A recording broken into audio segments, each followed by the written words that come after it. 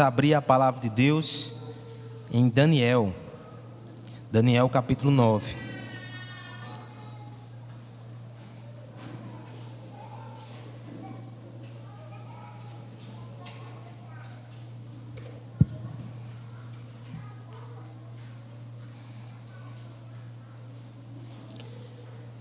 Essa semana nós faremos um pequeno respiro, podemos dizer assim, né? Não teremos bodes, carneiros, leões.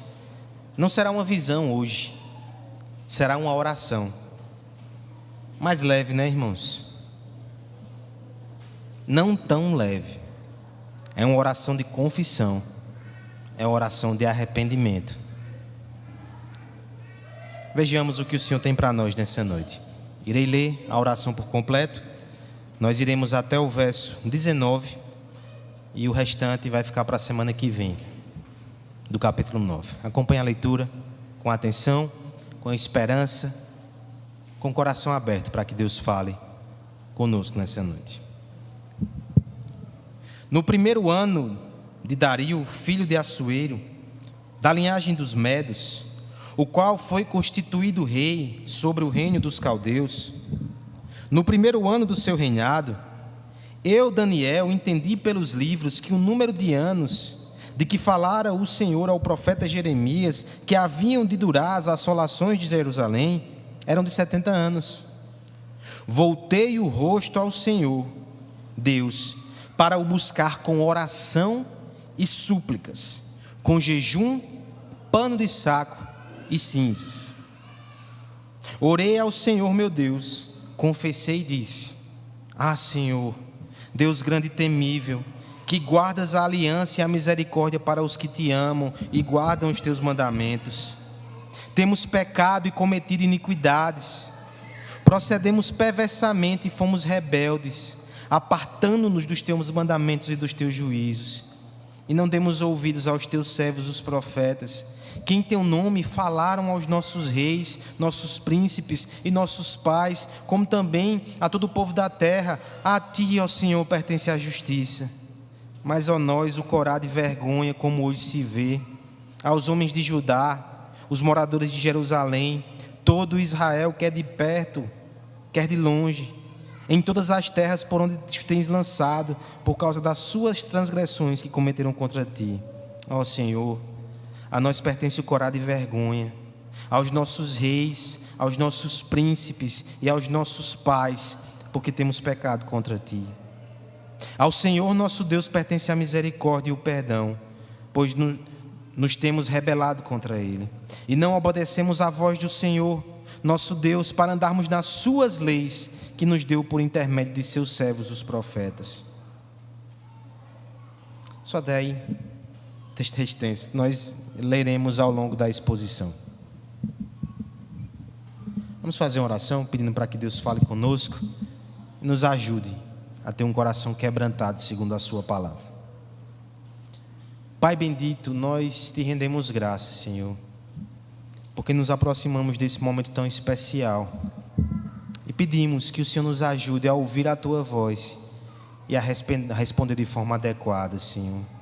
Fala conosco, nos instrui, nos quebranta, em nome de Jesus. Amém.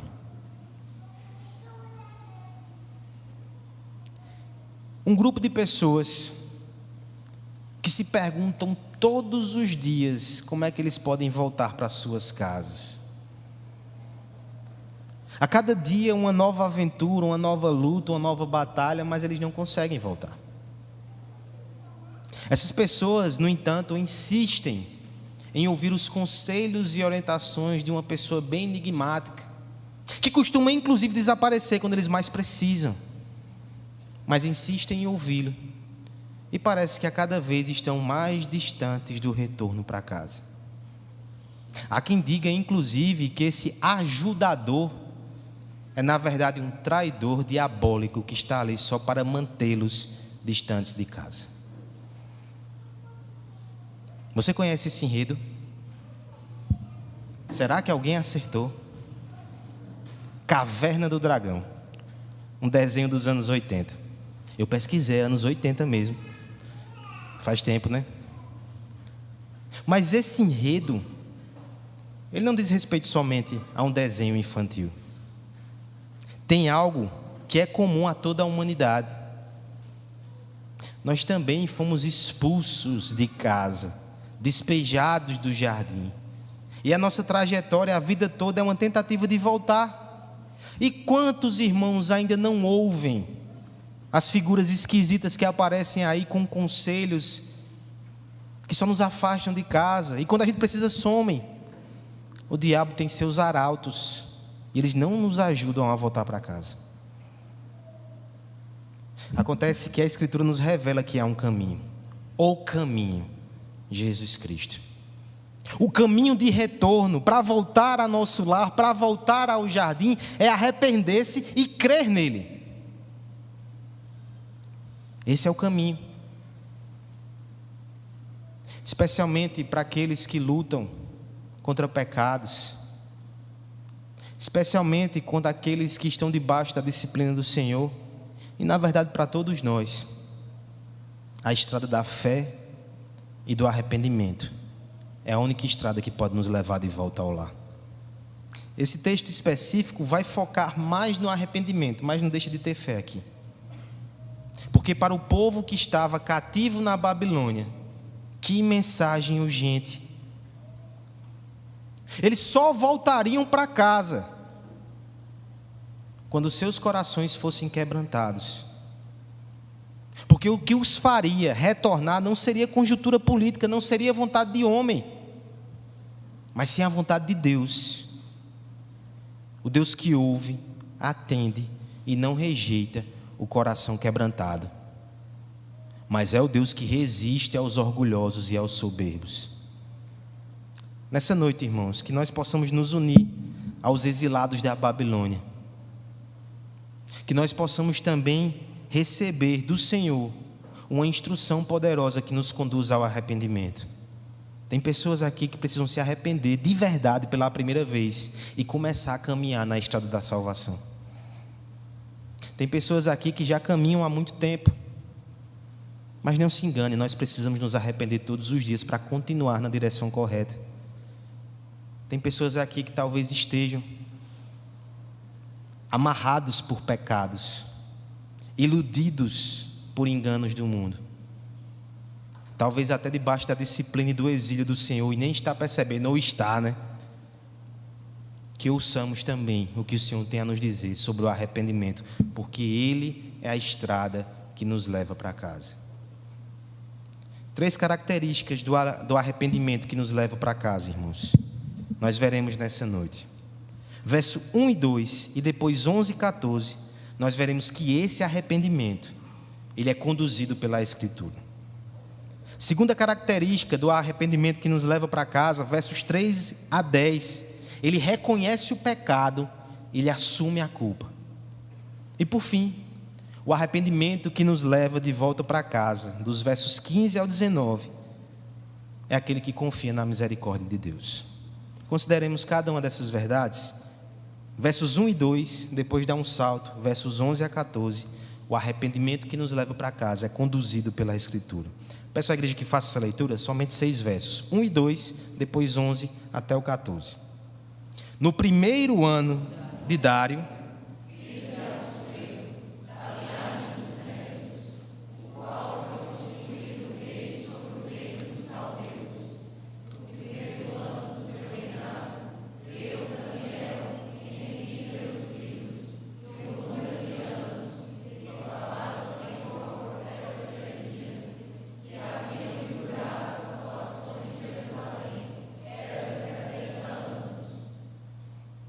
onze.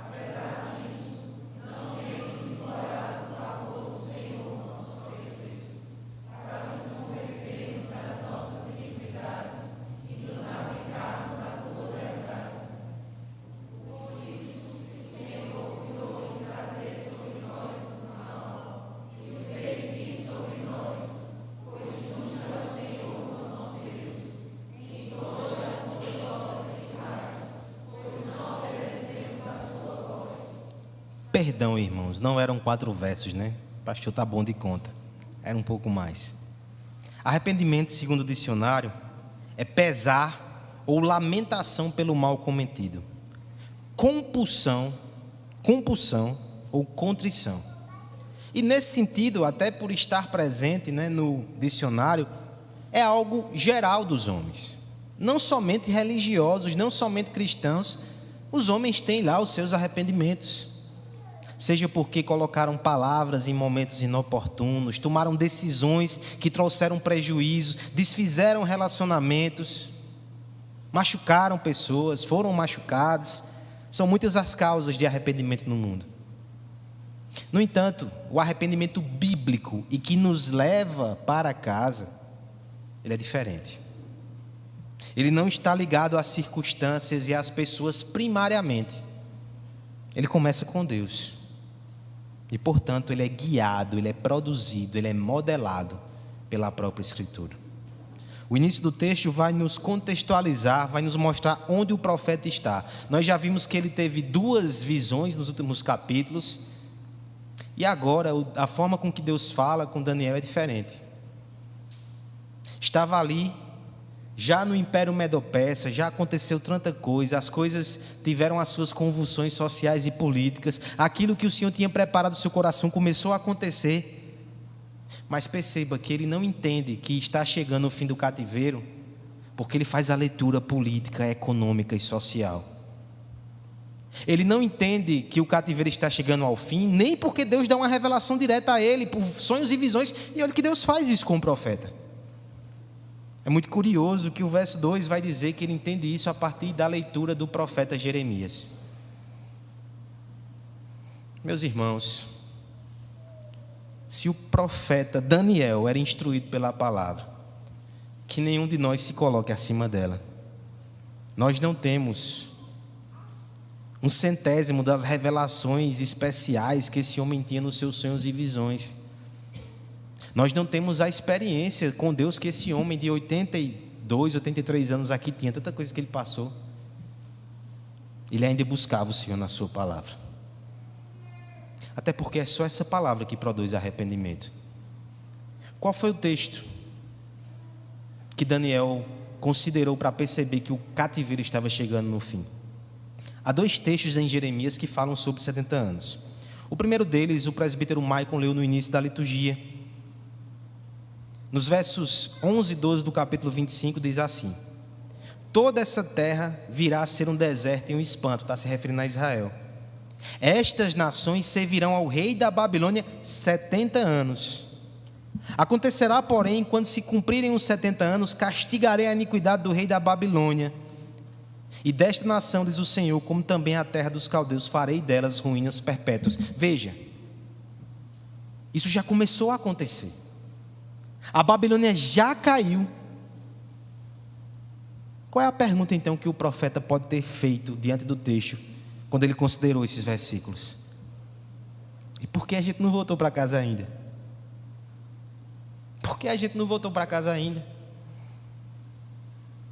Será que basta o transcurso do tempo para que a gente volte? Tem outra passagem que complementa essa promessa. Também fala em 70 anos. Jeremias 29, 10 a 13 diz assim: assim diz o Senhor, logo que se cumprirem os 70 anos da Babilônia, atentarei para vós outros e cumprirei para convosco a minha boa palavra, tornando-os a trazer de volta para esse lugar, de volta para casa. Eu é que sei os pensamentos que tenho a vosso respeito, diz o Senhor, pensamentos de paz e não de mal, para vos dar o fim que desejais. Amém, Senhor? É isso que está faltando, é isso que queremos. A Babilônia já caiu, a gente quer voltar para casa. Não terminou ainda, o texto fala: então me invocareis, passareis a orar a mim, e eu vos ouvirei. Buscar-me-eis e me achareis, quando buscardes de todo o coração. Não é só o tempo não, irmão, que vai resolver as coisas na tua vida, não. É o quebrantamento. Enquanto o seu coração não estiver no lugar que Deus quer que esteja, pode passar os anos, não vai acontecer. enquanto o seu joelho não estiver curvado, não vai acontecer. Daniel percebeu isso. O povo precisava se arrepender. E veja que aqui tem algo muito interessante, né? A oração de Daniel, mais do que uma oração individual, é como se ele se colocasse como intercessor sobre a nação, e ele confessa o pecado do povo. Ele entendia que alguém precisava assumir esse papel, e ele o fez. Nesse sentido, não é nenhum tipo de oração que a gente pode simplesmente copiar. Ela é sui generis, ela é única. Mas ela traz para nós princípios. E por que eu vou dar um salto aqui agora, irmãos? Porque no meio dessa oração, ele vai fazer referência mais uma vez a uma série de textos bíblicos, e ele vai mostrar que a oração não somente foi provocada pela palavra, que o conduziu ao quebrantamento, mas também toda a sua visão, os seus termos, a sua compreensão, o seu quebrantamento era todo guiado pela palavra. Era pela palavra que ele lia as circunstâncias, é pela palavra que ele entendia o que acontecia com ele, com a nação, com o povo. Olha o que ele vai dizer no verso 11: todo Israel transgrediu a tua lei, desviaram-se para não obedecer a tua voz. Por isso, olha que interessante, a maldição e as imprecações que estão escritas na lei de Moisés, servo de Deus, se derramaram sobre nós, porque temos pecado contra ti. Daniel vê aquele cenário desolador, e ele diz: isso é o cumprimento da palavra. Levítico 26, Deuteronômio 28, o Senhor nos advertiu que se nós quebrássemos os termos da aliança, nós iremos sofrer maldições e imprecações. Interessante, né, irmãos, que muitas vezes nós interpretamos a circunstância por tantas lentes, as camadas da realidade, como vimos semana passada. E existem lentes que não vão trazer quebrantamento para nós, a gente vai culpar Deus e o mundo, literalmente. A gente vai até achar que algumas coisas são injustiças, são aleatórias e são acidentes. Mas a palavra vai nos ensinar a entender, até mesmo nas desventuras, a mão do Senhor, quando Ele estiver nos disciplinando. Foi isso que Daniel fez. Ele vai mencionar isso dos versos 12 até o 14. Ele vai mencionar no verso 13 mais uma vez a lei de Moisés como parâmetro para tudo aquilo. E ele o tempo todo vai atestar: Deus é justo, porque assim como Ele prometeu, assim Ele fez. Ele não promete bênçãos e dá. Quando Ele promete castigo e severidade, Ele também o fará. Deus é justo. Nós é que não somos. Nós é que desobedecemos a sua voz. O arrependimento bíblico, o arrependimento que salva, o arrependimento que santifica, ele nasce da palavra. Porque eu e você, deixados ao nosso próprio coração, nós não chegaremos nessa postura de quebrantamento verdadeiro. Nós sequer perceberemos muitas vezes. Nós precisamos da palavra para provocar, para produzir, para conduzir o nosso quebrantamento. Há uma passagem em 2 Crônicas 34 que mostra como a ausência da Escritura produz um endurecimento e uma insensibilidade terrível. O piedoso rei Josias, ele ordena uma reforma no templo, paredes seriam derrubadas. E quando o sacerdote Ilquias vai supervisionar a obra, né? No meio ali da poeira, da bagunça, eles acham o livro da lei. O que deveria espantar é: ninguém percebeu que o livro da lei havia sumido. E quando aquele livro é levado pelo profeta e entregue ao rei, o rei faz o que não se fazia em Israel há muito tempo. Ele rasga as suas vestes, ele se ajoelha, ele proclama ali o seu arrependimento, ele faz uma cerimônia, ele pede que o profeta leia, né, o sacerdote leia, ele lê o livro da lei, ele convoca o povo e ele chama toda a nação a uma renovação da aliança. O arrependimento bíblico é conduzido pela palavra. Se a gente não tem se arrependido tanto, uma coisa eu garanto: não é porque a gente não tem pecado, não. É porque a gente não tem percebido. Talvez o livro da lei esteja empoeirado, guardado, e nós não temos visto. Se você for até ele, certamente você sentirá as suas feridas. Certamente o seu e o meu pecado vai ser exposto.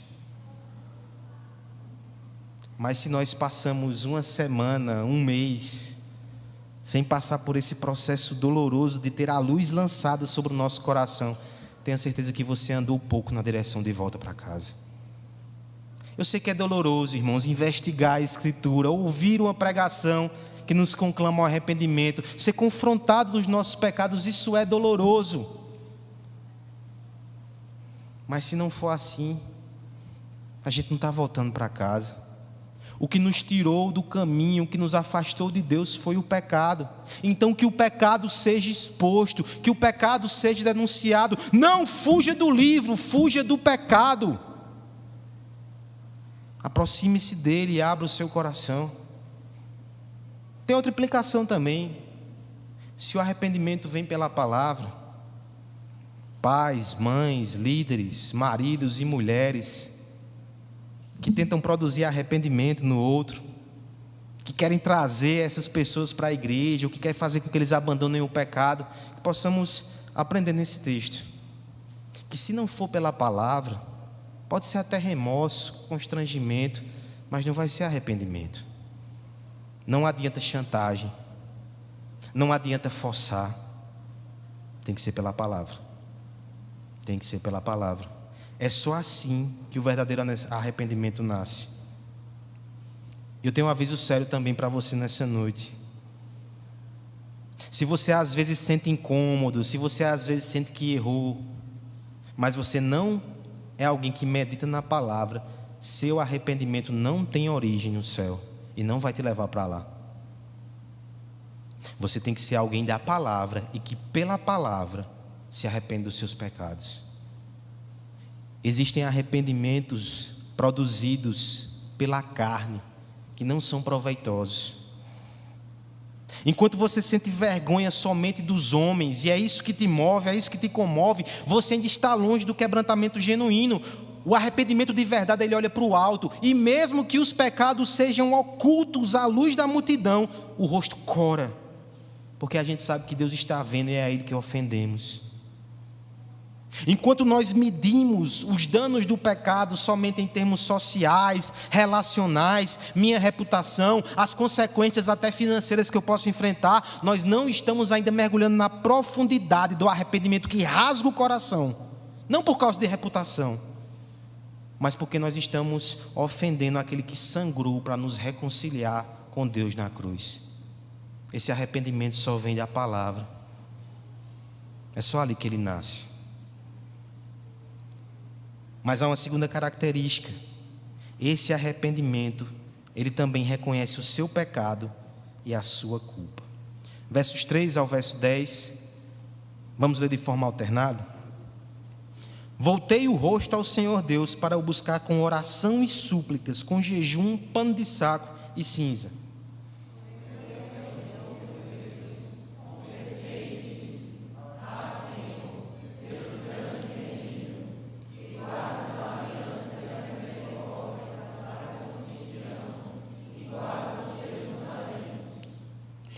Temos pecado e cometido iniquidades, procedemos perversamente e fomos rebeldes, apartando-nos dos teus mandamentos e dos teus juízos.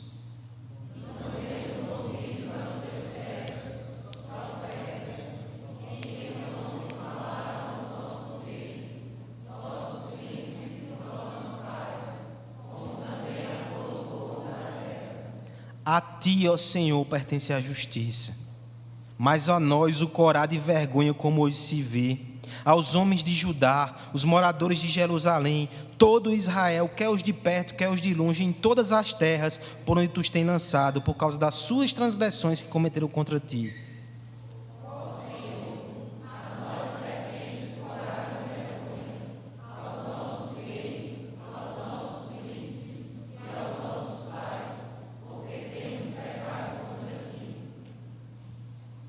Ao Senhor nosso Deus pertence a misericórdia e o perdão, pois nos temos rebelado contra Ele.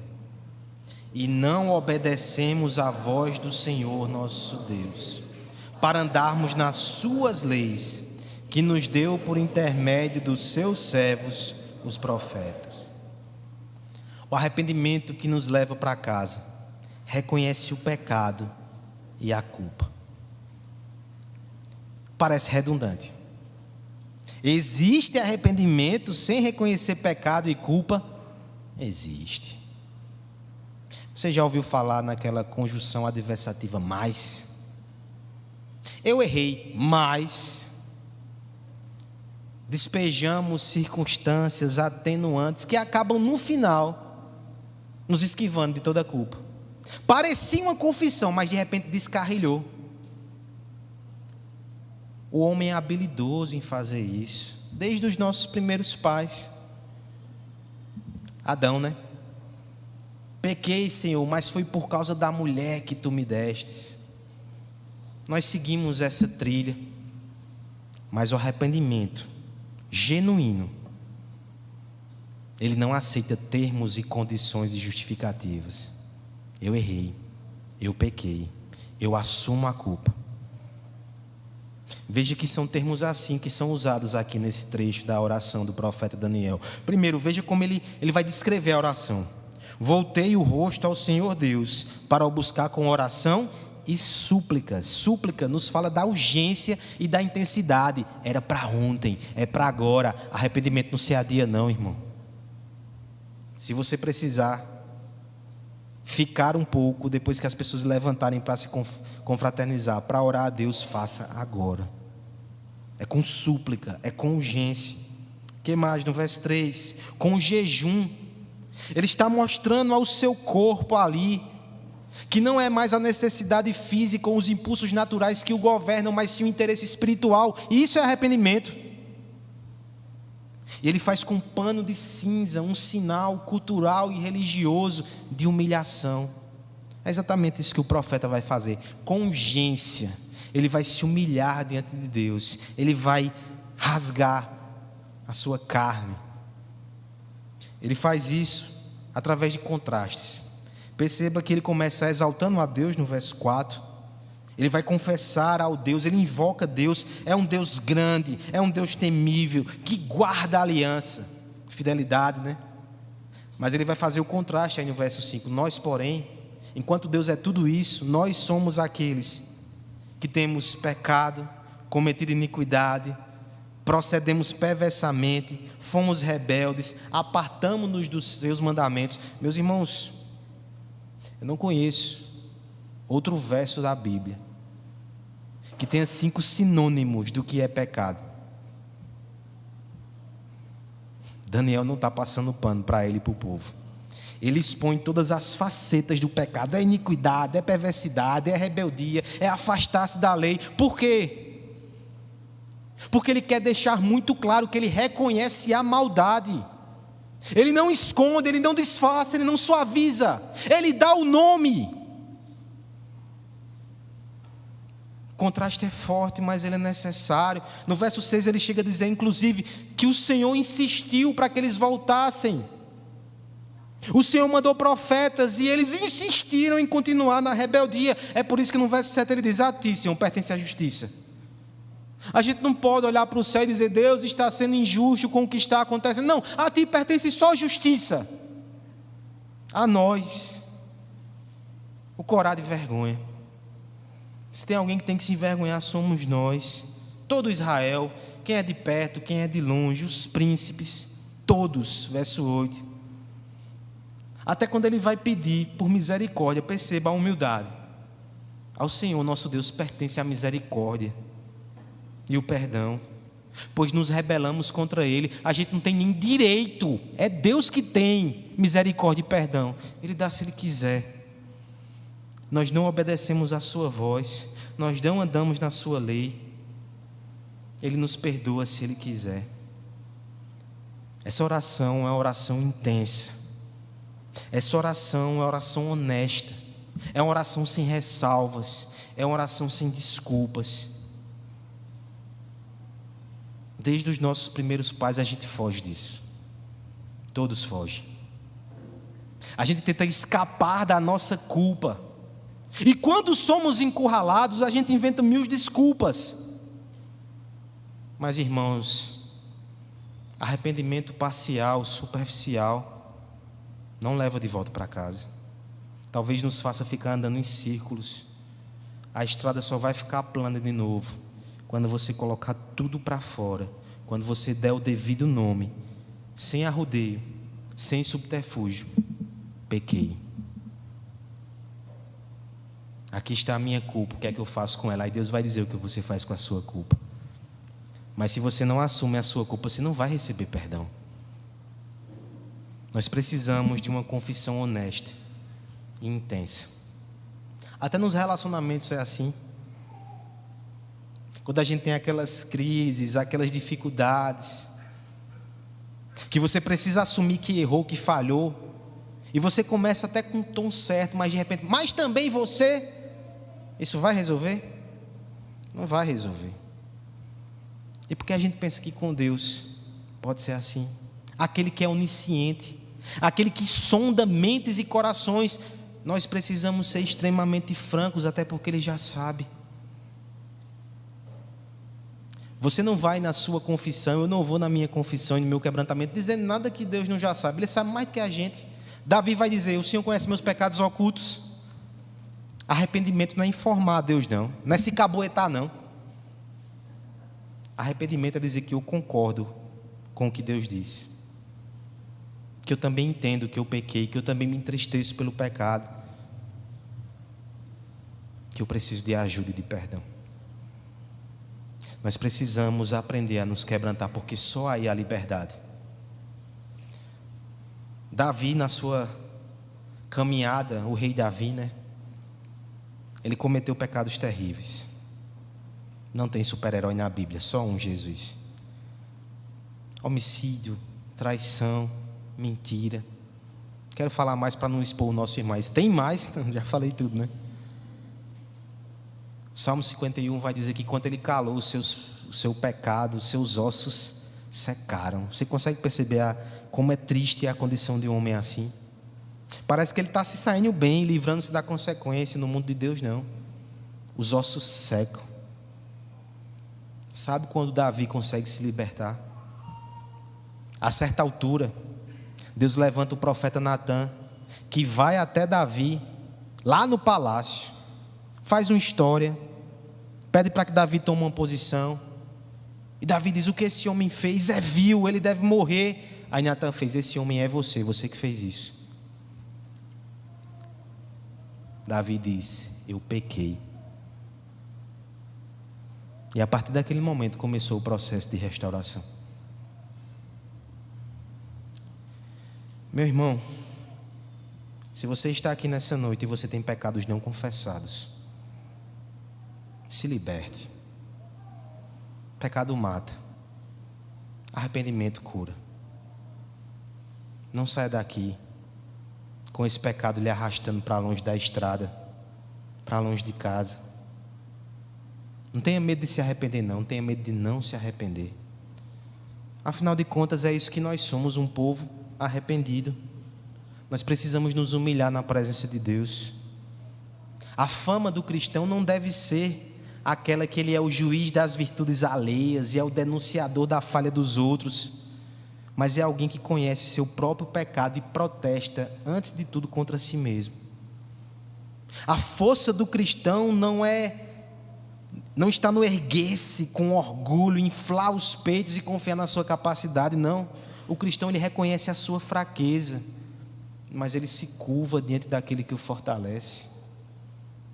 A formosura do cristão não é obtida com a maquiagem da hipocrisia, ela é feia.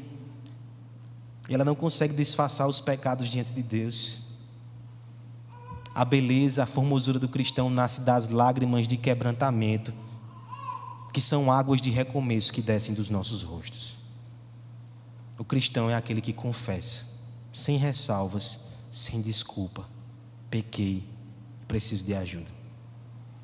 Se você está aqui e ainda não se arrependeu dos seus pecados, de forma bíblica, se você ainda não começou o retorno para casa, Eu creio que isso acontece por 3 motivos. O primeiro deles pode ser porque você ama demais os seus pecados e você não quer deixá-los para andar com Cristo. Os seus pecados um dia vão te deixar, se você não deixá-los, e você vai ficar sozinho e sem Cristo. Se arrependa. Talvez você não queira vir a Cristo porque você nem entende que precisa tanto. Você não vê tantos motivos assim para se arrepender. Você é um cidadão de bem. Eu não conheço os seus pecados, mas eu sei que você tem: orgulho. Você ainda não reconheceu como é pecador. Eu peço que caia a ficha hoje.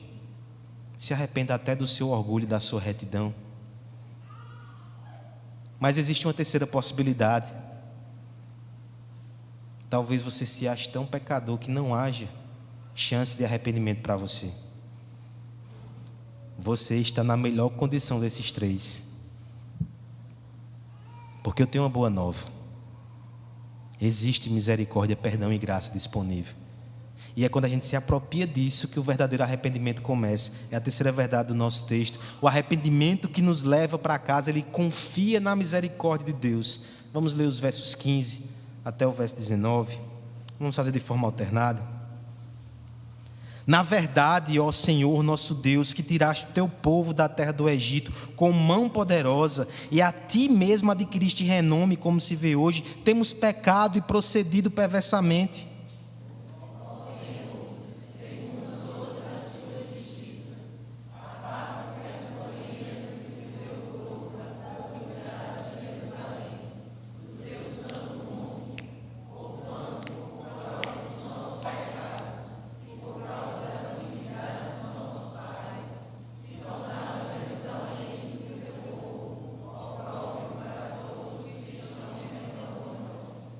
Agora, pois, ó Deus nosso, ouve a oração do teu servo e as suas súplicas, e sobre o teu santuário assolado, faze resplandecer o rosto, por amor do Senhor.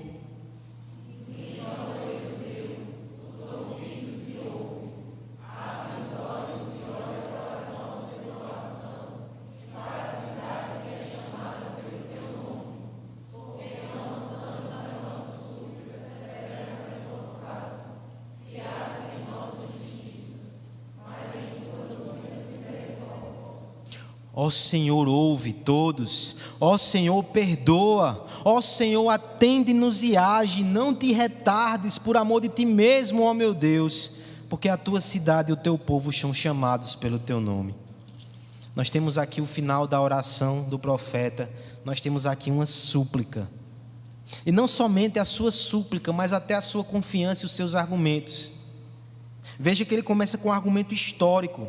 Senhor, tu nos resgataste do Egito com mão poderosa, e tu adquiriste renome com isso. As nações viram aquela salvação e disseram: que Deus grande e temível, olha como ele libertou o seu povo. No entanto, Senhor, nós atraímos vergonha para nós por causa do nosso pecado. Reconhecemos isso. Mas vai ficar desse jeito, Deus? E o teu nome? Como é que ele ficará entre as nações? O profeta Daniel aprendeu a argumentar com Moisés, né? Moisés fez isso também. Senhor, eu sei que o povo não merece, mas é pelo teu nome, salva, para que não digam: tirou do Egito, mas não conseguiu levar a terra prometida, matou todo mundo no deserto. Daniel está dizendo: não nos mata na Babilônia. Eu sei que pecamos, mas é por amor do teu nome, Senhor. Por amor do teu nome. Olha a desolação, olha o templo, olha a vergonha. Por amor do teu nome, nos restaura, faz resplandecer o seu rosto sobre nós mais uma vez. E você quer o ápice desse argumento no verso 18, quando ele diz: inclina, ó Deus, os ouvidos e ouve, abre os olhos. No final ele vai dizer: porque não lançamos as nossas súplicas perante a tua face, fiados em nossa justiça, mas em tuas muitas misericórdias. Nós não nos apegamos a uma justiça que nós temos, mas nos apegamos a uma misericórdia que tu tens, e muita. Tu és rico em misericórdia. É por isso que no final ele despeja pedidos. Ouve, Senhor. Ó Senhor, perdoa. Ó Senhor, atende. Ó Senhor, age. Não te retardes por amor de ti mesmo, ó Deus meu, porque a tua cidade é o teu povo, são chamados por teu nome. E aqui é um detalhe muito importante em toda a passagem. No capítulo 9 de Daniel, diferente dos outros capítulos até agora, em que era usado o termo para Deus mais geral e mais amplo, Elohim, que as nações conheciam. Inclusive tem textos aqui, parte do livro que é escrito em uma linguagem que nem é a linguagem do povo de Deus, era para comunicar as nações mesmo. Mas aqui no capítulo 9, o termo é Yahvé, é o Deus da aliança. O tempo todo que Daniel apela, ele vai dizer: tu és o Deus que guarda a aliança, verso 4. Tu és o meu Deus, tu és o nosso Deus, esse é o teu povo. Veja a confiança que está por trás de toda essa oração. Apesar do pecado, o Senhor fez um pacto com pecadores e o Senhor nos escolheu para ser o teu povo. O Senhor não vai nos abandonar. Ele confia não na justiça, mas nas muitas misericórdias. Nessa noite, que você possa se arrepender e vir a Cristo, não porque você merece, não porque você cumpriu o que era exigido de você. Nenhum de nós aqui cumpriu, mas porque Deus é misericordioso e porque Jesus morreu para salvar pecadores.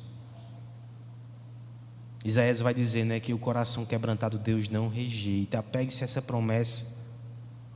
Não foi isso que Daniel fez? Ele não se apegou à promessa, ele se quebrantou, ele ergueu as suas mãos confiando. Esse é o caminho para nós também. O nosso arrependimento, ele caminha junto com a fé. Nós nos arrependemos porque nós confiamos que Deus não vai nos esmagar, Ele vai nos salvar, Ele vai cuidar de nós, Ele vai limpar as nossas feridas, Ele vai endireitar os nossos caminhos. Ele não rejeita o quebrantado, Ele rejeita o orgulhoso. Corra para Cristo. Spurgeon, certa vez, falando sobre arrependimento, ele diz: venha com as suas roupas imundas, mas vá até a fonte que purifica. Vá em sua nudez e Ele te dará vestes brancas. Não pense nunca que Deus vai receber um pecador arrependido de forma rude. Ele é todo ternura. Confie na misericórdia. Cristo é a maior prova da misericórdia de Deus, porque não sei se você se impressionou com o que acontece aqui. Daniel, um homem reto, um homem correto, um homem temente, ele se coloca como pecador, ele intercede por aquele povo. E talvez você diga: Daniel, você nem é dos piores, você nem é destes. Muito mais impressionante é o Filho de Deus, que não tinha pecado, se colocou no nosso lugar, intercedeu por nós, se fez pecado por nós. Não duvide da misericórdia de Deus. O arrependimento é o caminho que nos leva ao céu, porque esse caminho quem abriu foi Cristo. E quando nos arrependemos, nós soltamos a nossa justiça, nós soltamos o nosso pecado, e com mãos livres nós podemos abraçar Ele. E na verdade é Ele que vem em nossa direção para nos abraçar e para nos conduzir. Deus está mais interessado no meu arrependimento e no seu arrependimento até do que nós mesmos. Arrependa-se. Esse é um convite da graça. Esse é um convite do Pai. O povo de Deus tem que saber lidar com arrependimento. A gente é instruído toda semana a respeito disso na liturgia, não é? Por quê? Porque essa é a forma correta. Não é ignorando o pecado, não é tentando mudar o nome do pecado, não é transferindo culpa para ninguém. É trazendo para Cristo e voltando com a leveza de quem foi perdoado. Saia daqui leve nessa noite. Deixe as suas cargas aos pés daquele que já sofreu para que você fosse perdoado. Saia daqui leve. Ser cristão é ser alguém que se arrepende. Ser cristão é alguém que anda nessa vereda. Ser cristão é alguém que segue a Cristo até o fim. Ser cristão é sempre começar de novo, porque em Cristo todas as coisas se fazem novas. Ser cristão não é ser perfeito, é crer no Cristo perfeito que foi dado a nós. Arrependa-se e creia. Arrependamo-nos e creiamos por toda a vida. cada arrependimento e cada fé é um passo a mais que a gente dá em direção ao nosso lar. Nessa noite, nós iremos concluir esse sermão com a demonstração visível que a graça de Deus tem atraído pecadores para si. Que Deus tem mudado histórias e jornadas. Que o Espírito tem falado,